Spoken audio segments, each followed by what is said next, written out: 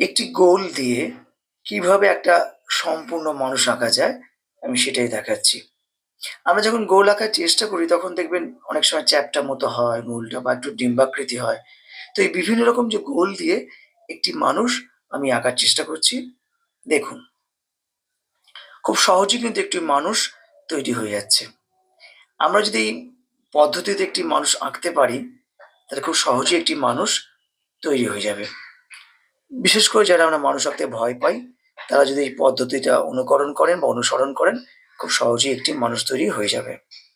এবার আমি যাব এই মানুষটাকে একটি রং করব। তো রংটা কি করব? না আমরা এখানে জল রং দিয়ে রং করছি। দেখুন, হ্যাঁ, আমার বলার উদ্দেশ্য হচ্ছে যারা আমরা মানুষ আঁকতে খুব ভয় পাই তারা কিন্তু খুব সহজেই যদি আমরা এই পদ্ধতিটা ব্যবহার করি আমরা মানুষ আঁকতে পারবো। তাহলে আপনারাও চেষ্টা করুন।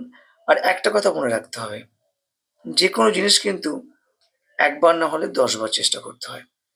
আপনি যদি বারবার চেষ্টা করেন তাহলে আপনি অবশ্যই পারবেন। আমি জাস্ট একটা পদ্ধতি যেটা আমি ভেবেছি বা আমি যেটা ভাবনা চিন্তা করেছি কয়েকদিন ধরে এইভাবে করলে মানুষ খুব সহজে আঁকা যায়, সেইটাই আমি দেখানোর চেষ্টা করেছি। যাদের ভালো লাগবে তারা এইভাবে চেষ্টা করতে পারেন। দেখুন চেষ্টা করে মানুষ হয় কিনা।